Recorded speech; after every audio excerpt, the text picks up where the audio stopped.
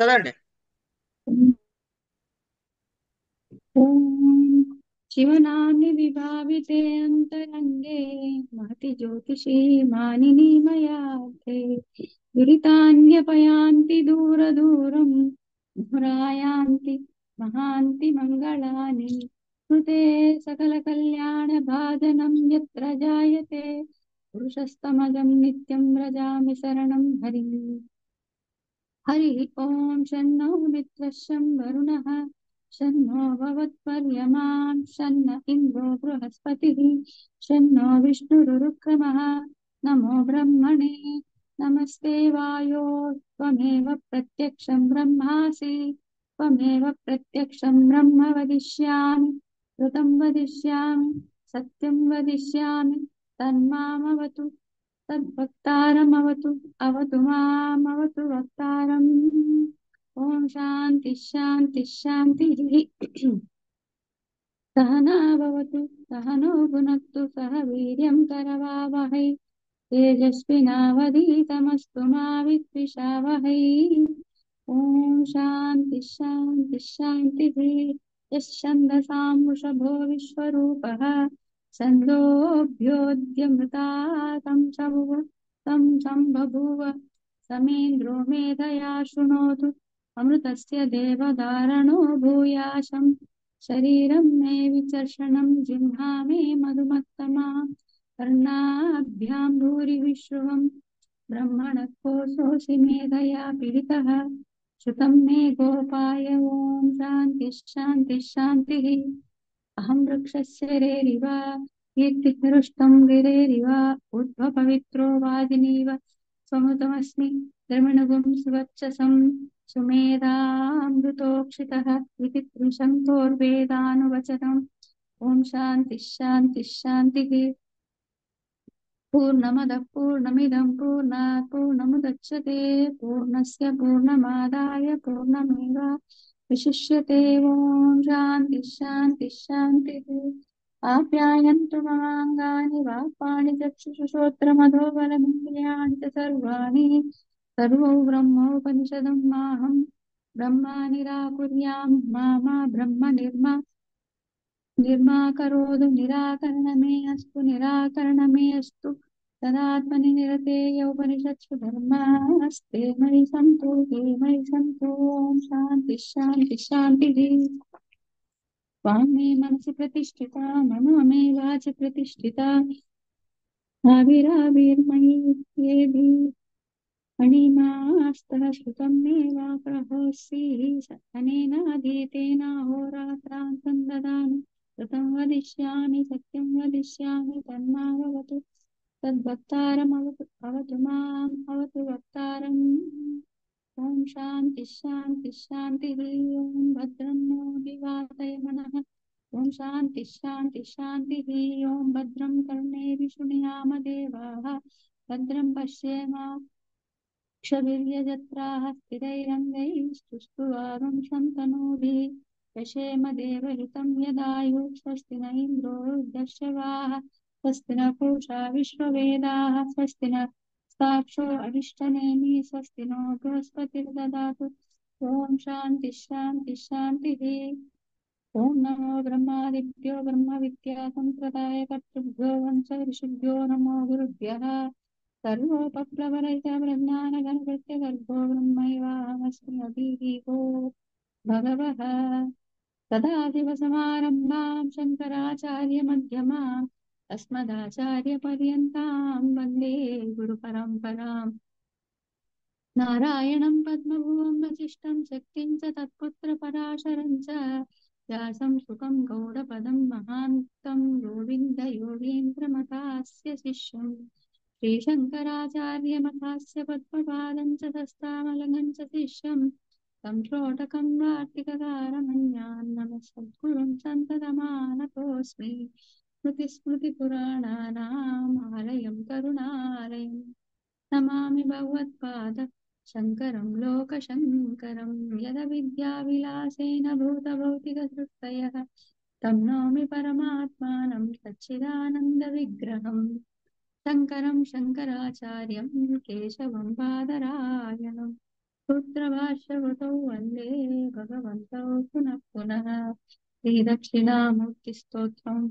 मौनव्याख्या प्रकटितपरं ब्रह्मतत्त्वं युवानं वसिष्ठां देव सदृशिगणैरावृतं ब्रह्मनिष्ठैः आचार्येन्द्रं करकलितसिन्मुद्रमानन्दमूर्तिम् रामं मुदितवदनं दक्षिणामूर्तिमीडे विश्वं दर्पणदृश्यमाननगरे तुल्यं निजान्तर्गतं पश्यन्नात्मनि मायया बहिर्भूतं यदा निद्रया यत्साक्षात् कुरुते प्रबोधसमये स्वात्मानमेवाद्वयं तस्मै श्रीगुरुमूर्तये नमैदं श्रीदक्षिणामूर्तये बीजस्यान्तरिवाङ्करो जगदिदं प्राग्निर्विकल्पं पुनः माया कल्पितदेशकालकलना वैचित्रचित्रीकृतं मायावीव विजृम्भयत्यपि महायोगी वयस्वेच्छया तस्मै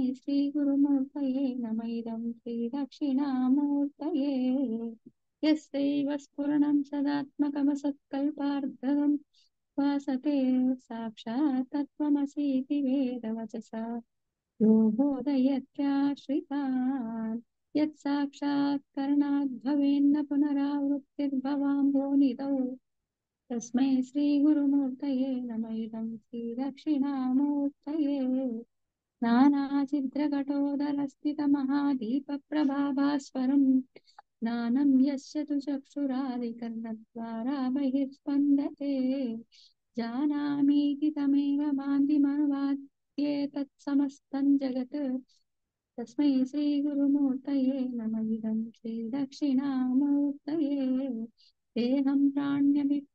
देहं प्राणमपीन्द्रियाण्यकुशलां बुद्धिं च शून्यं विदुः श्रीबालाङ्कजडोपमा स्वहमिति प्राता भ्रान्तावृषं वादिनः मायाशक्तिविलासकल्पितमहा व्यामोहसंहारिणे तस्मै श्रीगुरुमूर्तये नमः श्रीदक्षिणामूर्तये राहुग्रस्तदिवाकरेन्दु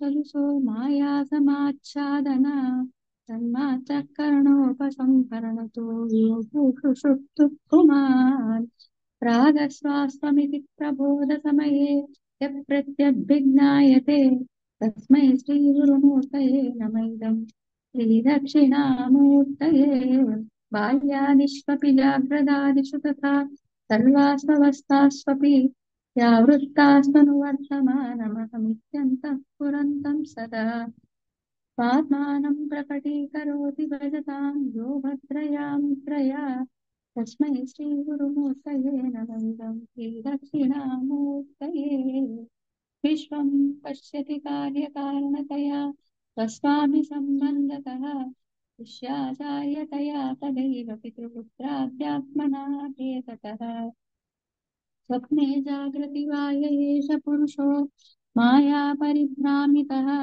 तस्मै श्रीगुरुमूर्तये नमैदं श्रीदक्षिणामूर्तये भूरम्भांस्य निलोनलोम्बरमहर्नादो हिमांशुः पुमान् नित्यावादिजराचरात्मकमिदं यस्यैव मूर्त्यष्टकम् नान्यत्किञ्चन विद्यते विंशतां यस्मात् परस्माद् विभो तस्मै श्रीगुरुमूर्तये नमः श्रीदक्षिणामूर्तये सर्वात्मात्ममिति स्फुटीकृतमिदं यस्मादमुष्मिं स्तवे केनाशश्रवणात् तदर्थमननात् ध्यानात् च सङ्कीर्तनात् सर्वात्मात्ममहाविभूतिसहितं तादीश्वरत्वं स्वतः सिद्ध्येतत् पुनरस्तदा परिणितम् ऐश्वर्यमव्याहतम् पटविटपि समीपे भूमिभागे निषण्णम्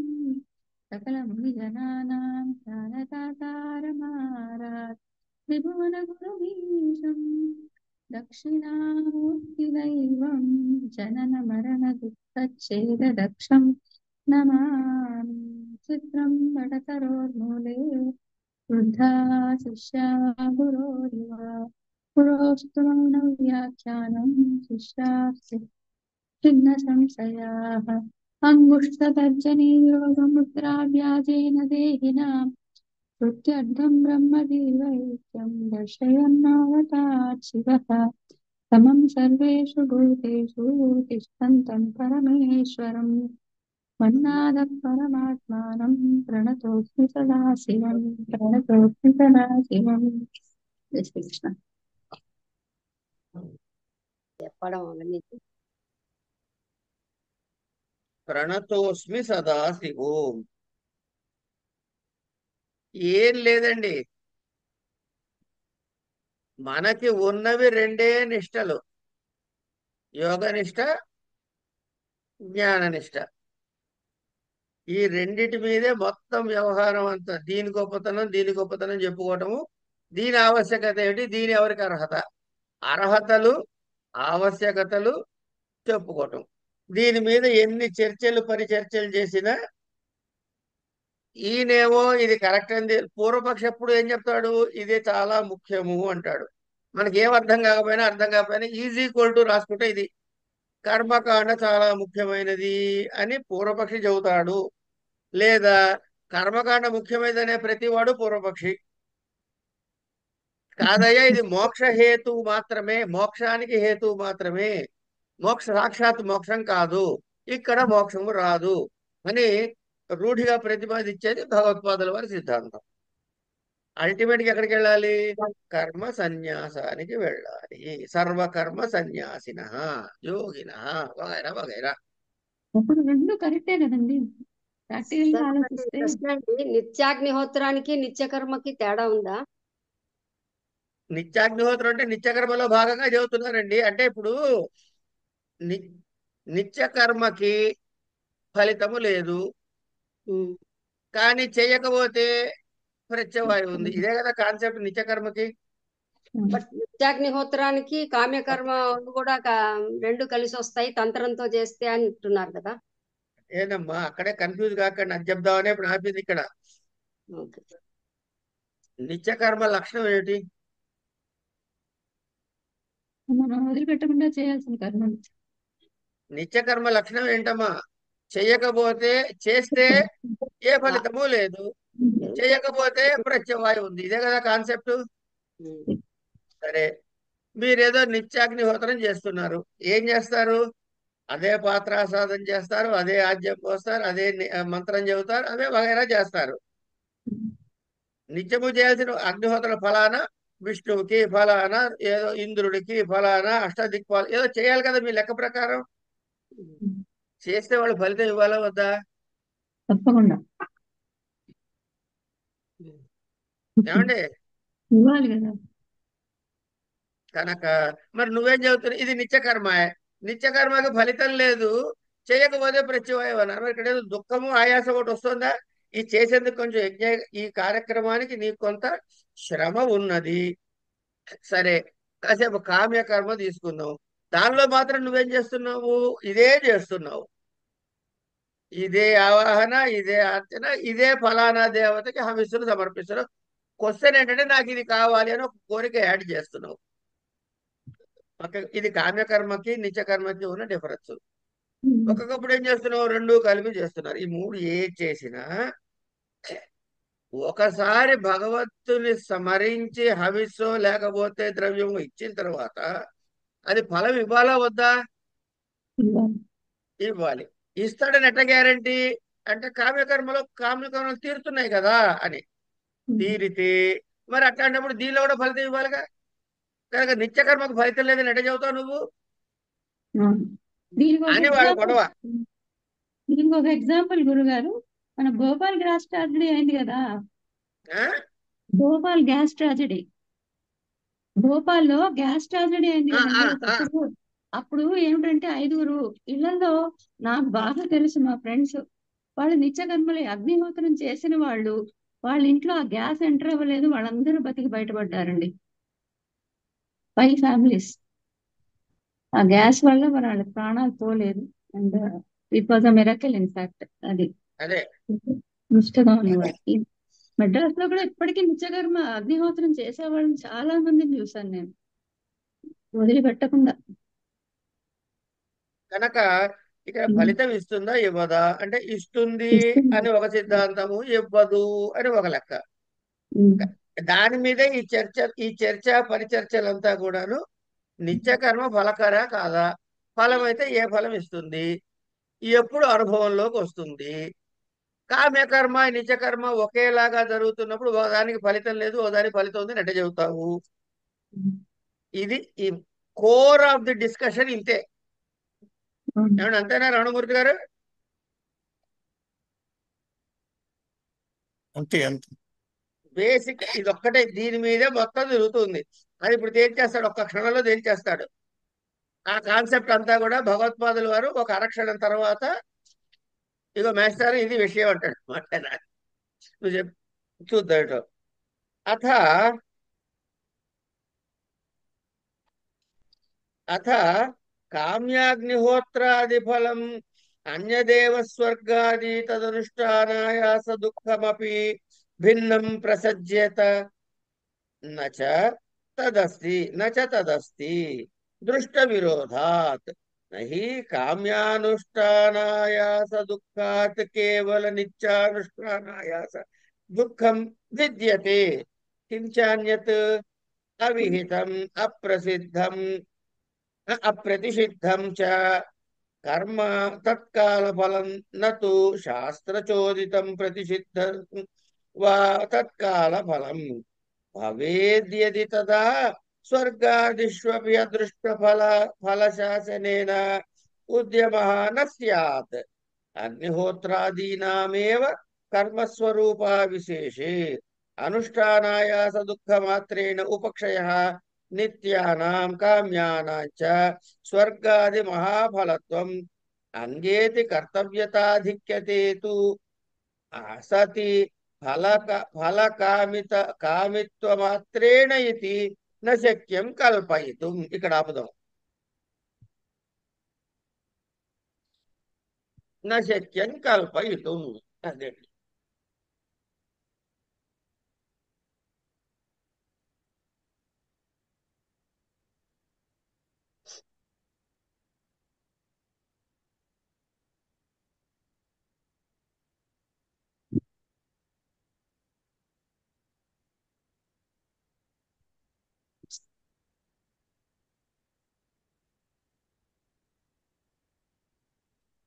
నిత్య కర్మానుష్ఠాలలో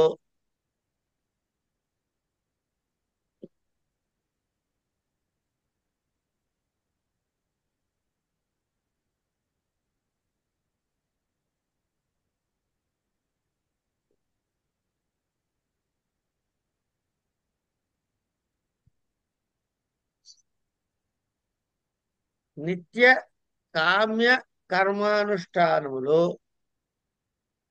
ఈ రెండు కలిపి ఒకసారి సంభవించిన నిత్యానుష్ఠానాయ దుఃఖం కంటే కామ్యాగ్ని అహోత్రాది అనుష్ఠాన ఫలము స్వర్గాధికములు.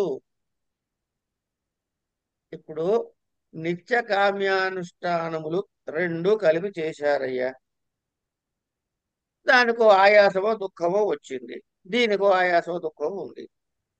కానీ నిత్య కర్మలలో ఫలితం లేదని కామ్యాగ్నిహోత్రాదులు చేసినప్పుడు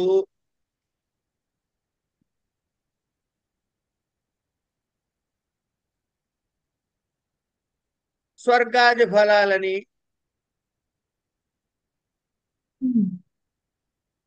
అని అన్నట్లయితే,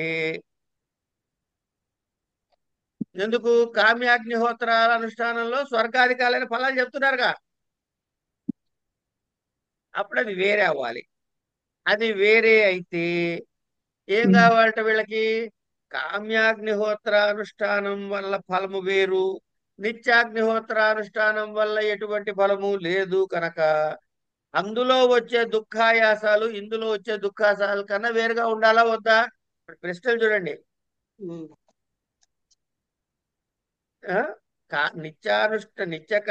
నిత్య కర్మానుష్ఠానములో కలిగే దుఃఖాయాసములు because there is no result ఒకటి, కామ్యకర్మానుష్ఠానములో సంభవించే దుఃఖ ఆయాసాలు అది భిన్నమైన ఫలితాన్ని దీని నిత్యకర్మ కన్నా ఎక్కువ ఫలితాన్ని ఇచ్చేదో వేరే ఫలితాన్ని ఇచ్చేది కాబట్టి ఆ దుఃఖాయాసాలు వేరుగా ఉండాలి కదా. అది ప్రశ్న.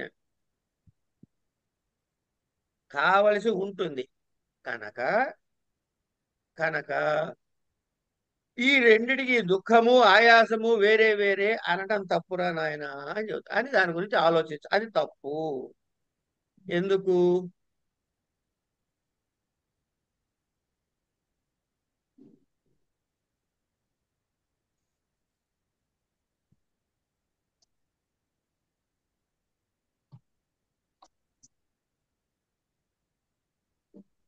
అలాగే ఇంకా ఏం చెబుతున్నాడు ఇక్కడ? మనము భోజనం చేస్తాం, లేకపోతే ఇంకోటి ఏదో పని చేస్తాం. అంటే ఈ రెండు ఏంటంటే శాస్త్ర విహితమైన కర్మలు కాదు అని వాడి ఉద్దేశం. కాసేపు వాడు గుద్దుతాడు అనుకుందాం మన పట్టుకుని. భోజనం చేయడమో లేదా తనులు తినడమో పెట్టుకుందాం కాసేపు. వీటి ఫలితాలు ఎప్పుడు వస్తున్నాయి? వెంటనే వెంటనే వస్తున్నాయి. భోజనము భోజనాదుకులు ఏవైతే అంటే శాస్త్రములో చెప్పబడినటువంటి శాస్త్రములో చెప్పబడినటువంటి విధి నిషేధాలు కావు ఇవి రెండు. ఏమండి? వీటి ఫలితాలు ఎప్పుడు వస్తున్నాయి? తత్కాలమే వస్తున్నాయి. అప్పటికప్పుడే ఫలితం వచ్చేస్తుంది మనకి.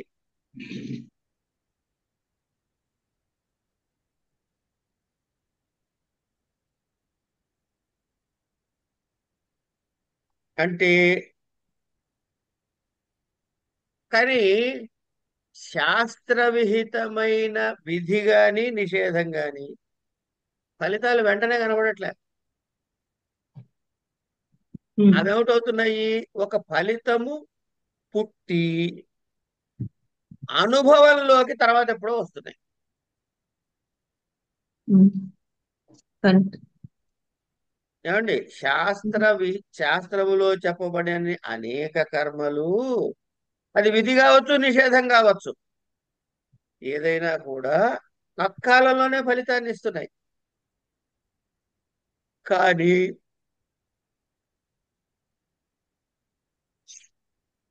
కానీ శాస్త్ర విహితమైన నిషేధ కర్మ కావచ్చు లేకపోతే విధి కావచ్చు, వీటిలో జరుగుతున్నది ఏమిటి? క్రియ జరుగుతోంది, ఫలితము తక్షణం కనపడట్లే. ఒక ఒక ఫలితం పుడుతోంది, కానీ ఈ పుట్టిన ఫలితము వెంటనే అనుభవానికి రావట్లే. అనంతర కాలంలోనే అనుభవానికి వస్తుంది. జీవించి ఉండగానో ఈ జీవి పతనమైన తర్వాత ఏదో స్వర్గం అంటే ఉండగా స్వర్గం ఎక్కడుంది? వాళ్ళ లెక్క ప్రకారం. ఏమంటే వెంటనే మీరు గృహమే కదా స్వర్గసీమ అన్నారు కదండి అని అడక్కండి. ఎందుకంటే అది మన భావన. స్వర్గము అని ఏదైతే మామూలుగా మనం మాట్లాడుకుంటూ ఉంటామో ఆ స్వర్గము అనేటటువంటిది మాత్రము శరీర పతనానంతరము అనుభవంలోకి వస్తుంది అని కదా మనం చెప్పుకునేది. కనుక కనుక ఇవి రెండు భిన్నములు.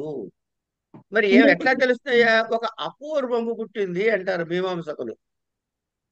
ఏ పని చేసినా ఒక అపూర్వము పుట్టింది అంటారు. అది అనంతర కాలంలో దాని ఫలాన్ని వీడు అనుభవిస్తాడు.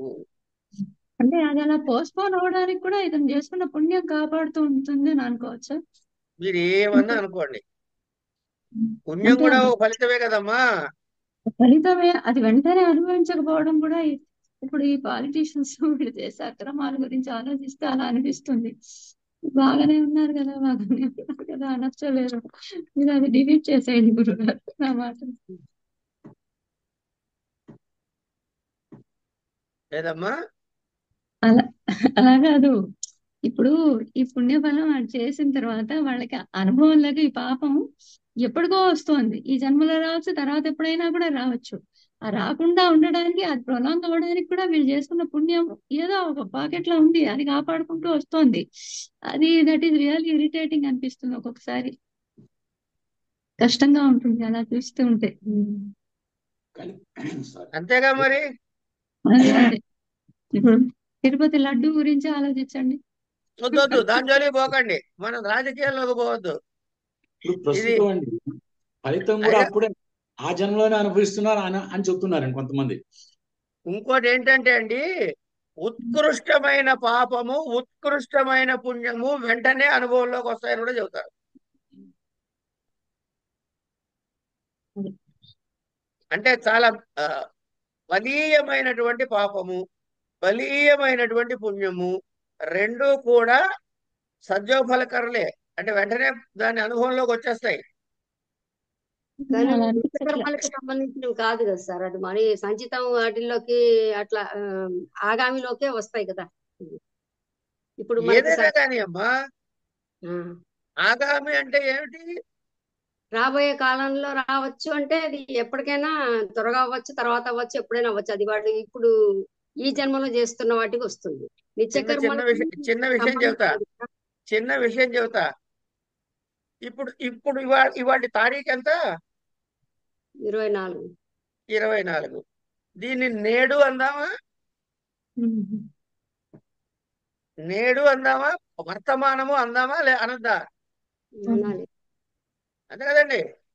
ఇది వర్తమానమే కదా. అవును. ఇప్పుడు ఈ క్షణం 8:38 పూర్వంది, 6 గంటలది భూతకాలమా, భవిష్యత్ కాలమా, వర్తమానమా?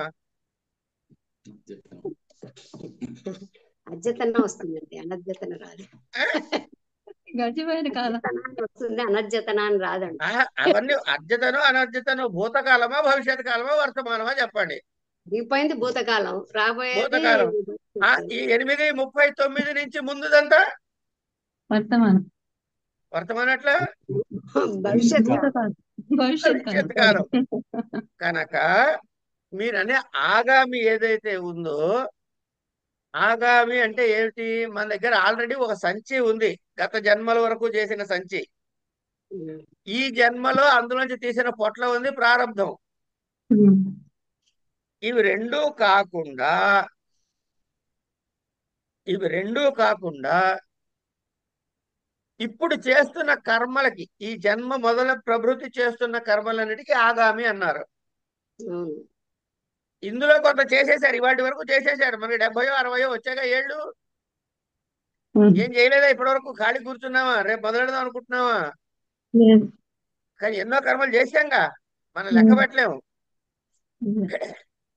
అయితే అవి అన్ని ఏమిటి? చేసేసి అంటే ఈ 70 ఏళ్ల వరకు, 80 ఏళ్ల వరకు, 60 ఏళ్ల వరకు చేసిందంతా ఆగామిలో భాగమే అయినా అది ఎందులోకి వెళ్ళి కూర్చుంటుంది? సంచితంలోకి వెళ్ళి చేరుతుంది. కానీ నిప్పులో వేలు పెట్టారు, తుర్రని కాలింది, సత్య ఫలితం చేశారు, అనుభవించేశారు, అయిపోయింది. అంటే నేను అనేది సార్, ఇది నిత్యకర్మలకు సంబంధించింది కాదు కదా, ఇది వేరేది కదా అని అంటున్నా. ఇది మనఃపూర్వకంగా చేస్తుంది కదా. అదే చెప్తున్నామ్మా.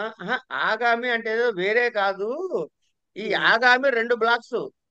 అదే ఈ ఒకటి జన్మలో చేయలేదు. చేసేవి కూడా మళ్ళీ స్టోర్ లోకి వెళ్ళిపోతాయి, అది కరెక్టే. వినండి. ఒక్క నిమిషం ఇక్కడ ఆపుకుందాం మనం. మీరు అడిగిన ప్రశ్న చాలా ముఖ్యమైన ప్రశ్న. ఆవిడ చెప్పింది, మీరు చెప్పింది కలిపితే ఒక ఇంపార్టెంట్ విషయాన్ని మనం తెలుసుకోవాలి. ఇక్కడ ఒక ఇంపార్టెంట్ విషయాన్ని మనం చేసి పక్కన పెట్టుకుంటే కానీ సరిపోదు. మనకి సంచితం మీద ఏ సంశయాలు లేవు కదా. గత జన్మల వరకు చేసినవి సంతోషం.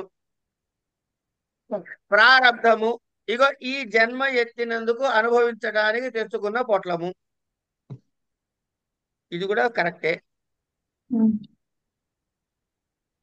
ఇప్పుడు మనం ఎక్కడికి వచ్చాం అంటే, ఓ 60 ఏళ్ళు బతికేసాం, 68 ఏళ్ళు బతికేసాం, 90 ఏళ్ళు, ఏదో ఒక నెంబర్ బతికంగా.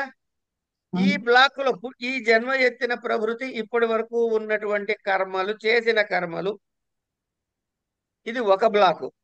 ఈ ఆగామిని చూడండి ఒకసారి, 2 బ్లాకులు చేస్తున్నా నేను, తర్వాత 3 బ్లాకులు చేసుకుందాం.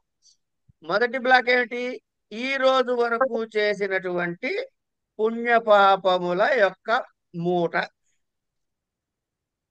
ఈ రోజు నుంచి మనం ఎంతకాలం బతుకుంటామో అంతకాలం చెయ్యబోతున్నటువంటి పనులు చేస్తే చేస్తాం, లేకపోతే లేదు.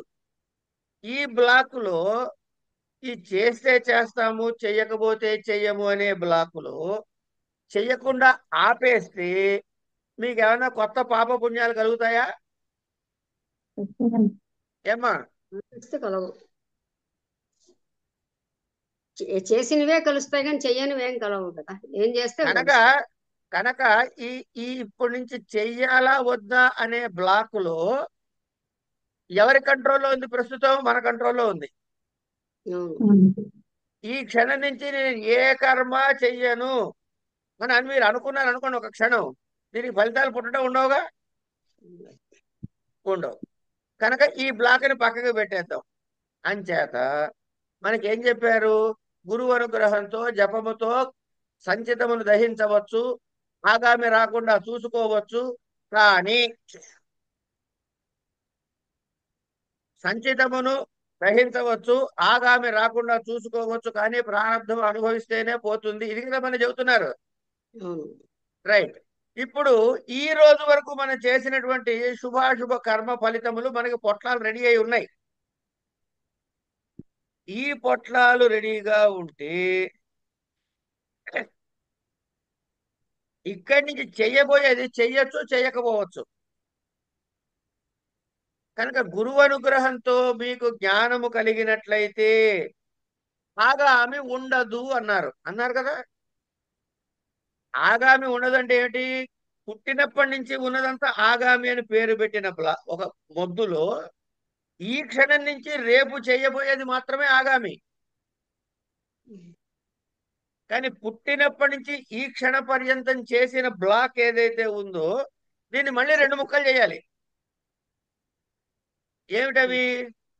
ఏమిటా 2 ముక్కలు అంటే, ఒక ముక్క వెళ్ళి సంచిలో కూర్చుంటుంది, ఒక ముక్క ప్రారంభంతో కలిసి అనుభవిస్తాం.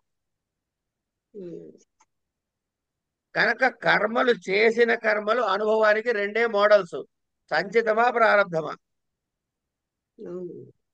మన రైలు ఉదాహరణ, ఇడ్లీ పొట్లాల ఉదాహరణ తీసుకుంటే నాగపూర్లో సంత్రాలు కొనుక్కుంటే అది ఆగామిలో చేసిన పుణ్యపాపాలు. నాగపూర్లో సంత్రాలు కొనకుండా కూర్చుండిపోతే రైల్లో చేతులు కట్టుకుని ఆగామిలో మనం ఏ కర్మ చేయనట్టు. ఇప్పుడు సంత్రాలు కొన్నామండి, తీ బాగుంది ఆకలేస్తుందని ఎవరైనా అంటే 2 పళ్ళు పొడి తినచ్చు, లేకపోతే ఆ అరడజన్ పళ్ళు దాచిపెట్టుకోవచ్చు. 2 ఆప్షన్స్ ఉన్నాయి మనకి ఆగామిలో చేసేసినటువంటి కర్మ ఫలితాన్ని అనుభవించడానికి. ఏమిటి? ఉత్తర జన్మల్లో సంచిలో పెట్టుకుని తినచ్చు, ఇప్పుడే తినచ్చు. ఇది మళ్ళీ ఎట్లా డిసైడ్ అవుతుందని మనం చర్చలు చేయొద్దు. దానికి మనిషిని పెట్టుకున్నాగా, డాక్టర్ చిత్రగుప్త ఎండి FRCS, వారు చూసుకుంటాడు ఆ పనులన్నీ.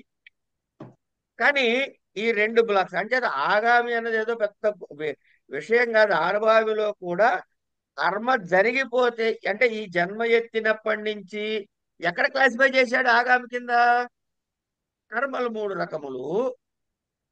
ఒకటి సంచిత కర్మలు, 2 ప్రారబ్ధ కర్మలు, 3 ఆగామి కర్మలు అని చెప్పాడు.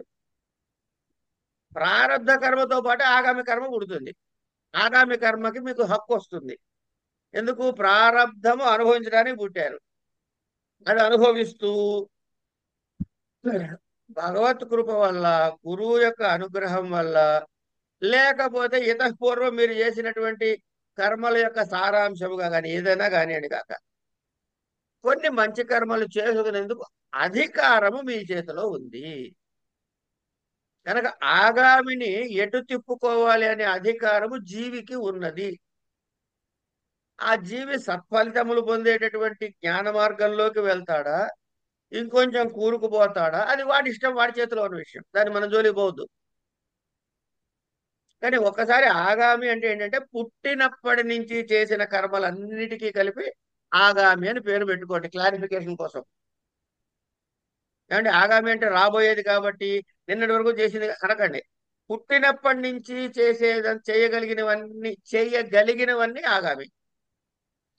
ఈ క్షణ పర్యంతం, పుట్టినప్పటి నుంచి ఈ క్షణ పర్యంతం చేసేసాం మనం, మంచో చెడో చేసేసాం.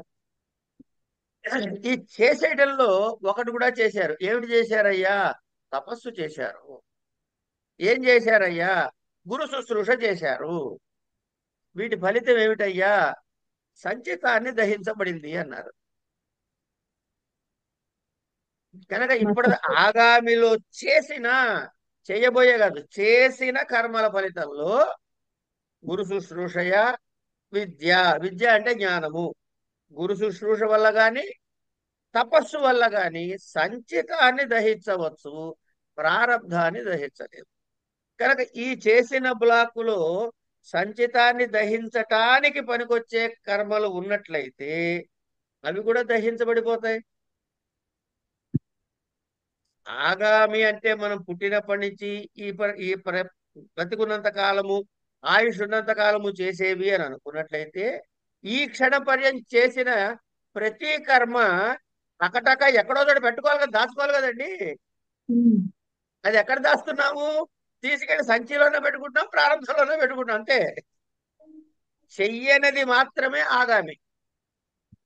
ఎప్పుడైతే మీరు గురువు అనుగ్రహంతో సంచితాన్ని దగ్ధం చేసుకుని జ్ఞాన నిష్ఠులయ్యారో, ఈ రోజు అయిపోయారు అనుకుందాం కాసేపు, ఇక ఉత్తరంలో మీకు మళ్ళీ కర్మలు చెయ్యాల్సిన ఆవశ్యకత లేదు, చెయ్యరు. కనుక ఆగామి లేకుండా పోతుంది అనేది ఏంటయ్యా అంటే జ్ఞానము కలిగిన వాడికి మాత్రమే ఆ ప్రొవిజను. అందరం రైలు ఎక్కాము, ఏసీ టికెట్ కొనుక్కుంటేనే ఏసీ కంపార్ట్మెంట్. కనుక గురువు అనుగ్రహంతో జ్ఞాననిష్ఠుడైన వాడికి మాత్రమే అద్య ప్రభృతి, తర్వాత ఆ జన్మ పర్యంతము ఆగామి కర్మ ఫలితములు ఉండవు. ఫలితములు ఎందుకు అంటే కర్మ చెయ్యడు కాబట్టి. కానీ చేశాడా ఫలితం ఉంటుంది. ఉందా? ఎక్కడికి పోతుంది? పోతే సంచితంలో పోవాలి, లేకపోతే ప్రారంభంలో పోవాలి, అంతే.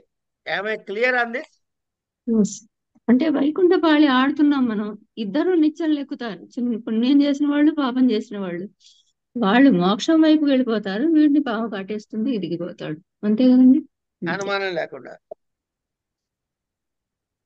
కానీ సీత గారికి మాత్రం ఎంత తక్కువని కొత్త స్ఫురిస్తాయంటే నిజంగా అసలు చిన్న విషయం కాదండి, అందరికీ స్ఫురించవట్లా. మీరు చెప్పిందే నేను ఆలోచిస్తున్నాను, అంతకంటే ఏం లేదు గురువు గారు. మీరు చెప్పి అదే వదిలేశారు. కదమ్మా, ఇప్పుడు కావలసింది కూడా అదే కదా, అదే చింతనయే కదా మనకు కావలసింది. ఎక్కుతాం వైకుంఠపాళి అని స్టార్ట్ చేశారు కదండి, అదే ఆ జ్ఞాపకం పోతుంది కదా. ఆ వైకుంఠపాళే మనం ఆడుతుంది జీవితం. వైకుంఠపాళే ఆడదాం.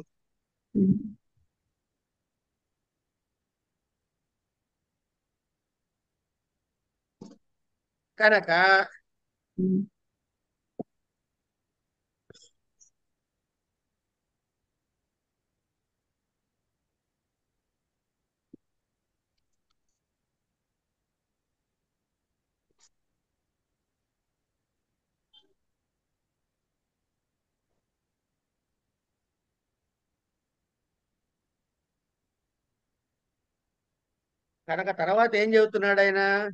అంటే ఈ భగవంతుడు ఉపేక్షించడానికి కూడా ఒక కారణం ఉంది. లేకపోతే అంతే, దేనికైనా లేకపోతే కారణం ఉంది. ఉంది, కారణం ఉంది. అది ఏమిటో మనకి తెలియదు అంతే. అది మనకి ఏది తెలిసి ఆయన చేయాలి. భగవంతుడు ఎందుకు అవుతాడు?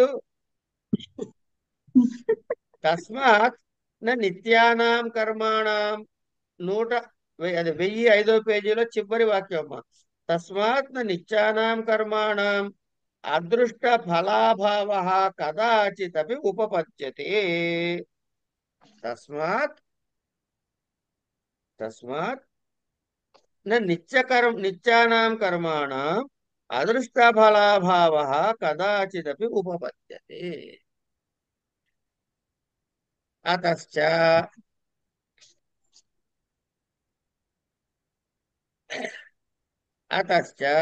అవిద్యాపూర్వకస్య కర్మణః విద్యా ఏవ విద్యా ఏవ శుభస్య అశుభస్య వా క్షయకారణం అశేషతః న నిత్యకర్మానుష్ఠానం. ఒక తేల్చేశారు, ఇక్కడే వచ్చేసారండి, గురువు గారు చెప్పేశారు.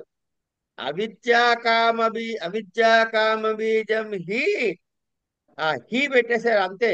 ఓన్లీ సర్వమేవ కర్మ తథా ఉపపాదితం, తథా తథా ఉపపాదితం అవిద్యా విషయం కర్మ విద్వద్విషయా సర్వకర్మ సన్యాస పూర్వికా జ్ఞాన నిష్ఠ.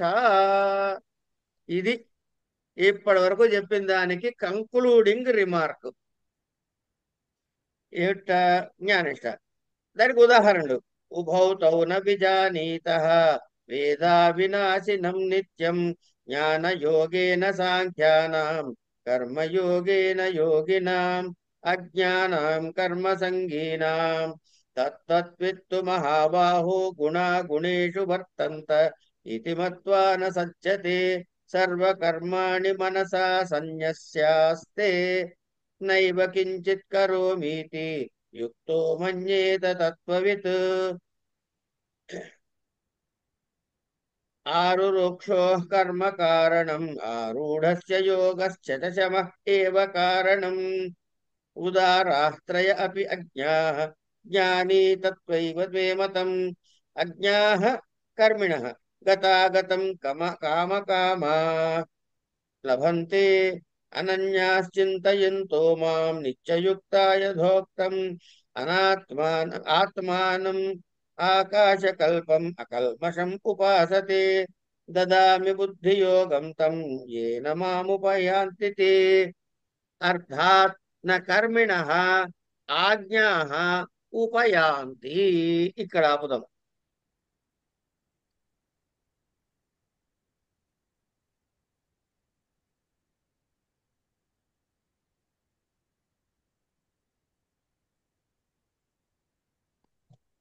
నిత్యకర్మలకు అదృష్ట ఫలము లేదనుట కుదరదయ్యా. కనుక నిత్యకర్మలు కూడా నిత్యకర్మలు కాని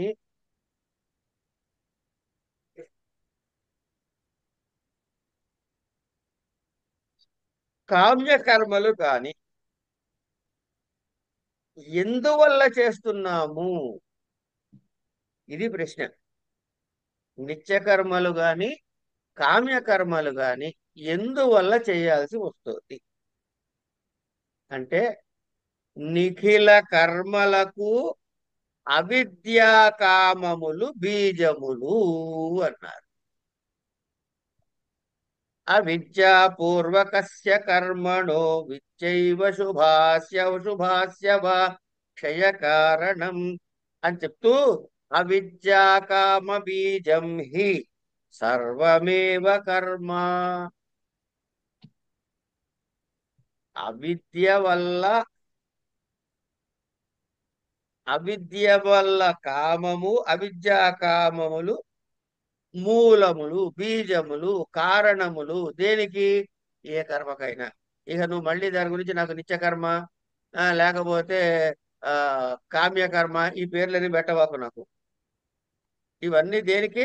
అవిద్యకి బీజం. అవిద్య వీటికి బీజములు. అట్లాగే అవిద్యాకామములు బీజములు అన్ని కర్మలకి. అలాగే అవిద్య విషయమే కర్మ. కర్మ అంటే అవిద్య సంబంధించిన విషయము. విద్య విషయం ఏమిటయ్యా? సర్వకర్మ సన్యాసపూర్వక జ్ఞాన నిష్ఠ. ఇది కంక్లూజన్ అని మళ్ళీ ఒకసారి ఇలా వీపు తట్టి గుర్తు చేస్తున్నాడు. ఇవన్నీ నీకు చెప్పేశానురా బాబు ఇంతకు ముందే. ఓ భౌతో న విజానీతః వేదా వినాశినం నిత్యం జ్ఞానయోగేన సాంఖ్యానాం కర్మయోగేన యోగినాం అజ్ఞానాం కర్మసంగీనాం తత్వవిత్తు గుణాగుణేషు వర్తంత ఇతి మత్వా న సజ్జతే సర్వకర్మాణి మనసా సన్యస్యాస్తే నైవ కించిత్ కరోమీతి యుక్తో మన్యేత తత్వవిత్. నైవ కించిత్ కరోమి ఇది యుక్తో మన్యేత తత్వవిత్. ఇవన్నీ చెప్పేశాను నీకు ఇంతకు ముందే. కనుక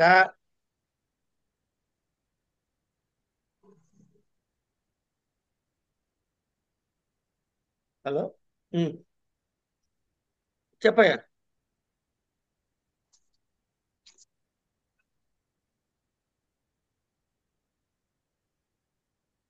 కనుక అంటే ఏంటి? యుక్తుడైన తత్వవేత్త నేనేమీ చెయ్యటం లేదు అంటే కర్తృత్వాన్ని తెలుస్తాడు. అంటే ఏంటి? అజ్ఞాని నేను చేస్తున్నాను కర్తృత్వాన్ని తెలుస్తాడు.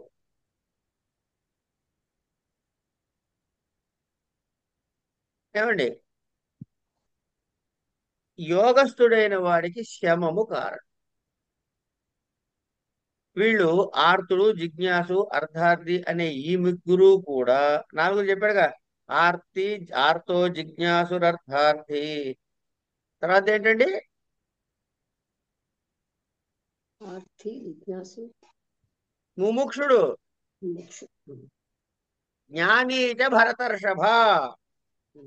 ఆర్తో జిజ్ఞాసురర్థాతి అర్థార్థి జ్ఞానీతి భరతర్షభ. ఈ ఆర్తుడు, జిజ్ఞాసువు, అర్థార్థి అనే ముగ్గురు కూడా అజ్ఞానం బ్లాకులోకి వచ్చేవాడే. జ్ఞానీత్వామాత్మైవ మే మతం. జ్ఞాని అంటే నా ఆత్మయే. జ్ఞాని త్వాం ఆత్మైవ మే మతం. నా లెక్క ప్రకారం జ్ఞాని అయిన వాడు నా ఆత్మయే. కర్మిష్ఠులు అజ్ఞానులు. ఆ విషయాన్నో ఈ విషయాన్నో కోరేవారు. దానివల్ల ఏమిటవుతోంది? గతమునో ఆగతమునో పొందేవాళ్ళు. అంచేత ఏం చేయాలయ్యా? అనన్యాశ్చింతయంతో మాం. శంకర భగవత్పాదుల వారి ఈ భాష్యంలోని ఈ చిన్న బ్లాకు, అంటే ఇవాళ చెప్పుకున్న ఈ చిన్న బ్లాక్, ఈ భాగం మళ్ళీ ఈ మొత్తం బ్లాక్, అది మొత్తంలో ఈ బ్లాక్ ఎక్కడి నుంచి అంటే అవిద్యా కామ బీజం హి సర్వమేవ కర్మ అని చెప్పి, అవిద్యా విషయం కర్మ విద్వద్విషయాచ సర్వకర్మ సన్యాస పూర్వికా జ్ఞాన నిష్ఠ. ఈ అవిద్యా విషయం కర్మ దగ్గర నుంచి ఇవాళ చదువుకునే బ్లాకు మళ్ళీ కన్సాలిడేటెడ్ వర్షన్ ఆఫ్ భగవద్గీత. అందులో చెప్పిన సమస్తాన్ని తీసుకొచ్చి మళ్ళీ ఒక చిన్న సైజు బ్లాక్ లో చెప్పేశారు. అంచేత ఏమన్నాడు? అనన్యాశ్చింతయంతు. నిత్యయుక్తులై ఆకాశము వలె సర్వవ్యాపకమై అకల్మషమైనటువంటి ఆ ఆత్మతత్వాన్ని తెలుసుకుంటారో, దానిని ఎవరైతే ఉపాసిస్తారో వారికి ఏం చేస్తాట? దదామి బుద్ధి యోగం తం ఏన మాముపయాతి. ఇక్కడ చూడండి, ఉపాసించుటకు వచ్చారు అంటే కర్మల నుంచి ఉపాసనలోకి వచ్చాడు. ఉపాసన చేసి అంటే ఏంటి? ఉపాసన అంటే ఏంటి? ఇక మళ్ళీ కర్మ సకపరికరాలు ఏం లేవు. కేవలం ఏకస్థ చిత్తుడై ఆ ఆత్మతత్వం మీద మనసు లగ్నం చేసి ఉండిపో. వాడికి ఏం చేస్తాట? తదామి బుద్ధి యోగంతం. దేని చేత? మాముపయాంతి. అలాంటి వారు నన్ను పొందేందుకు ఆ బుద్ధి యోగాన్ని ఇస్తాను. అంటే ఏంటి? ఈక్వల్ టు రాస్తే కర్మలు చేస్తూ ఉండిపోయేటటువంటి అజ్ఞులు పరమాత్మని పొందరు అని అక్కడికి కంక్లూడ్ చేశారు. దాని తర్వాత భగవత్కర్మణ కారిణ ఏ యుక్తమా అపి కర్మిణ. ఇది చదువుకుందాం కాసేపు. ఇది రేపు చదువుకుందాం. ఇక్కడికి ఇది ఆపేసి